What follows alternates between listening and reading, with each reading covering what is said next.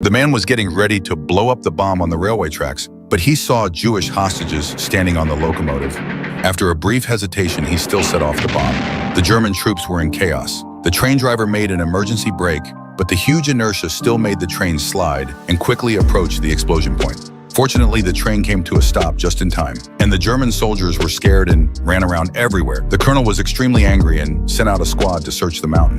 At the same time, in order to get to the base and support, they urgently repaired the railway that had just been blown up. Seeing the tight German defense, the man risked climbing to the top of the mountain, rolled to the other side, and finally shook off the Germans. He broke his leg, but he still endured the pain and made his way to the tool shed. He smashed the door lock with the butt of his gun, took out the tools he had prepared in advance, and forcefully turned the handle to remove the screws from the sleepers. The Germans quickly repaired the railway and started the train, which slowly moved forward and barely supported the train to pass.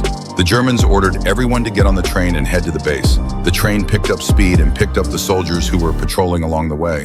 He removed the screws one by one and then switched to a hammer to knock off the metal clips that fixed the tracks. As the last metal clip fell, 3 soldiers suddenly appeared ahead for inspection. The man stopped what he was doing and hid in the grass. At this time, the railway had already lost its support. The Germans were about to go and check when the train whistle sounded from behind. The train sped up and moved forward. The colonel was horrified to see a bunch of parts falling off the railway ahead and quickly ordered the train to stop. But it was too late. The train had huge inertia. The railway collapsed instantly. The wheels suddenly drove onto the loose tracks and the train completely derailed. The colonel stared at the train, furious. At this time, a convoy of German troops retreating from the front line drove down the highway. He ordered the soldiers on the vehicles to get off and give priority to escorting the supplies. The German major, however, ordered the soldiers to get on the vehicles. The soldiers didn't know whose orders to follow. The major confronted the colonel, disagreeing that the supplies were more important than human lives. The colonel threatened to shoot him if he disobeyed the orders, but the major ignored his threat and ordered the trucks to set off immediately. The Germans unloaded the supplies by the roadside, then dealt with the Jewish hostages. Then they got on the trucks and retreated.